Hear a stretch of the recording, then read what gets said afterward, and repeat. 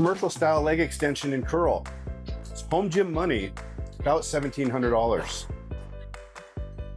You clicked for the catch, so here it is. It's not a top tier build, and the vinyl, the tolerances, and the steel are where you'll see it. Those are real knocks. Question is whether any of them actually bug you at home.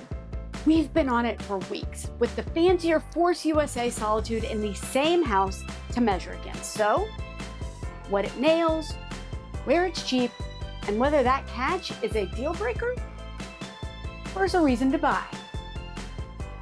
Okay, quick, before anyone calls me a fanboy, I'll take a pin stack over plates every time. And it's not laziness.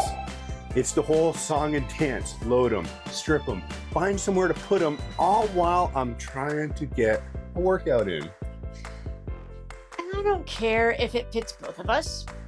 I care if it's comfortable for me. If it works for both, great. That's gravy. I guess she's being transparent. No big deal.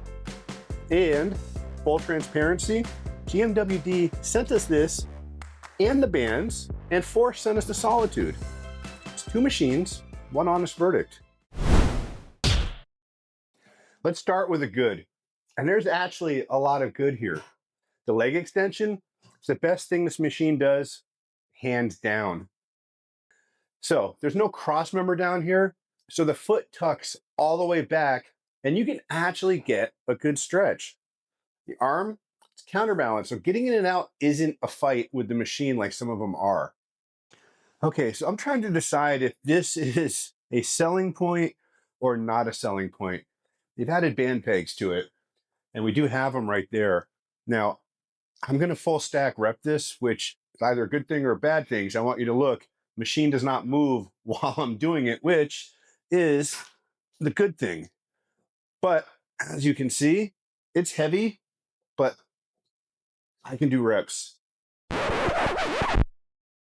All right, so it doesn't move, and the pivot lines up with my knee, which matters way more than people can give this thing credit for. So before anybody roasts my range of motion, that's not the machine. That's 53-year-old knees and these fat calves. Okay, you're calling those fat? Now I'm wondering what else you've been lying about in our marriage. And moving on. Point is, it's an old man problem, not a GMWD problem. This thing goes deeper than I do. So don't use me as your range of motion guy. That's where pairing comes in. Which is exactly why there are two of us. Here's where the LE11 actually wins, and it's the thing I care about the most. Adjustability. The backrest slides fore and aft, 6 positions, so you set how close you sit to the pad. The leg rollers got 9 spots, all laser etched, so you can dial right back to your number. And the arm runs on a 24 position sundial, so you start the stretch exactly where you want it. Good thing I'm not the only one who trains here. And this is the part most reviewers skip, because most reviewers are one guy. What I care about is simple. Am I comfortable doing the actual movement? I am. And it's because the back pad moves with me. Remember that. It comes right back when we get to the Solitude. And the stretch is great for me too. No cross member. I get deep and it feels right. So yeah, it fits both of us. That's a win. Wasn't that the point? I'll take it. One thing I would love, however, is if the back tilted to whatever angle you like to sit at. It doesn't. But honestly, add that at this price point and you're probably adding wobble to the seat. And we've already got some play to talk about later. So I'll take this solid. Okay, the thing the whole internet's fighting about, is it a real one-to-one? And there's a reason for this. Everybody's on this because Eugene went after Temple of Gains for claiming one-to-one on their unit and not backing it up. You know, and good. It was harsh, but call brands out, that's fair. Now, here's my point on this. The ratio tells you if the brand was being honest. It doesn't tell you if you can actually train on it. That's felt weight. And I care about that a whole heck of a lot more than I do if it's 2-to-1 or 1-to-1. A big stack at 2-to-1 can hand you more real weight than a tiny true 1-to-1. So let's quit arguing and let's put a scale on it. Okay, as you're watching on B-roll, here's what actually pulls at the roller. At the bottom, we're at 19.5. Then we went to 25. Got to the top, it was 30. So is it 1-to-1? It's a little bit higher than 1-to-1 based on our crane scale. Most of these leg extensions do not come with band pegs, especially commercial ones. You'll never see them on a commercial machine. Now, the nice part, what GMWD does with this, it is a little bit of a pain in the ass to get them installed onto it, but you come down from the top, you have to use band pegs on both sides, because if you just do it on one, it's going to bind up. But the nice part is their band pegs go around the back and the front of the stack, in the front and on the back of the stack. So it takes 2 band pegs to do this.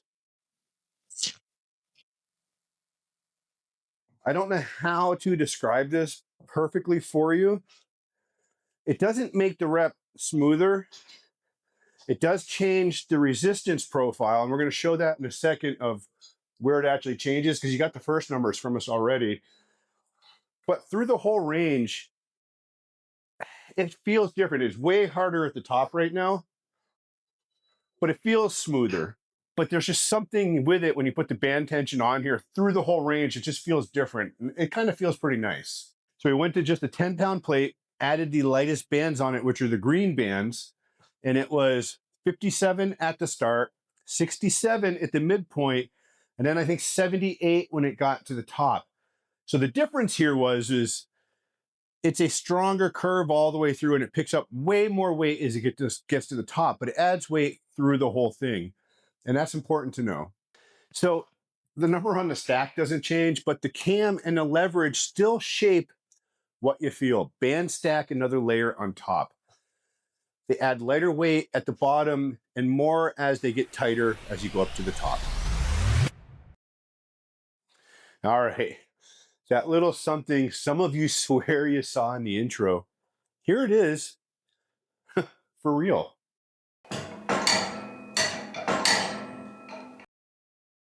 There's free play in the leg holder. It moves before the stack even grabs. Could be slack in the linkage, could just be a looser build. Either way, you feel it. Now, once you're driving the rep, it takes that up and you never feel it. It's fine under load, but it's there in the beginning, and it's the cheapest feeling part of this entire machine. One honest gripe, and it's a nuanced one. The grippy vinyl on the back pad, love it. That's exactly where you want to stay planted. Where it's tricky is the seat. The part your butt sits on, grippy's fine. You want to stay put. But the front of the seat, where the back of your thigh slides through the rep, we'd rather that be smooth. So take the curl all the way through, and you can top out the stack. It is an issue. We've seen it. The Glucks have done it. Adrian can't, but Winnie can. I personally can't because I don't go that deep on my leg curls. If you have an issue, you can pull the bumpers off, and it does get some range of motion, but just remember, when you do that, you lose the cushion for the stack. So if you're slamming the stack around, you don't have the rubber bumper there anymore, and it's something to consider. I try to find something a little bit smaller to stick in there just to protect it. It's prone only, too. No seated curl. Half of you just groaned. The other half didn't even blink. If you've got to have seated, this isn't it. And that's fine. Go look at the Basilisk or the Echo. If prone is fine by you, then you're all good. And none of that is a deal breaker. That's the trade. Heavy, planted, pin loaded, adjust great, one of the cheapest in the category. You give up a few things on purpose to hit that number. And those band pegs, they tell you who this was built for. Commercial machines stay bare bones on purpose. Every extra part has to survive 1,000 strangers and get serviced. Pegs, the adder weight, the holes. They don't get those on a commercial unit because they're a liability. So the lighter steel, the home grade vinyl, and the fun extras, it's the same call. This is a home machine wearing a commercial coat. Would I stick it in a busy gym and expect it to last? Nope, that's not what it's for. And honestly, nobody who's had one a few weeks, me included, can tell you how it wears after months of real use. Quick one on space, because you're going to want to know before it shows up. It'll sit comfortably inside a 4-foot by 5-foot spot in your room. And look, it's a stack-loaded machine. It's big, it's heavy, it's not going anywhere once it's in. So, all in all, the win is value. Flat out, you give up a few things for that price. The free play, the home grade build, it's prone only, and you do it on purpose. And what it does well, the stretch, the stability, the stack, the adjustment, it does really, really well. And we're keeping the solitude personally. It's the nicer machine, we like the polish, and it's already bolted into our living room, and neither of us is tearing it out to move it. But that's for us. That's not your call. Because if you're starting from scratch, this is flat out a great value. The compromises are real, but so is everything it gets right. GMWD nailed the parts that really matter. So to place it, we've lived the whole ladder. Right over there is the Michelob Nova, which is the budget take on the plate-loaded LE08. We owned the LE08, which is the plate-loaded little brother to this LE11, which we sold when Force sent us the Solitude. And here's what we keep coming back to. This thing is 2 changes from a game over. Give it a seated curl and tighten up that free play in the leg holder. Do that at this price. Good luck beating it. And one of those changes might be coming to our garage very soon. Bells of Steel is sending us the Basilisk. Seated curl, it's a bigger stack. That's the next review, and it's the head-to-head half of you have already been asking for. So, subscribe so you don't miss it, and tell us what to put against it. Just make sure it's ideally something I don't have to load plates onto. And he means that. I do.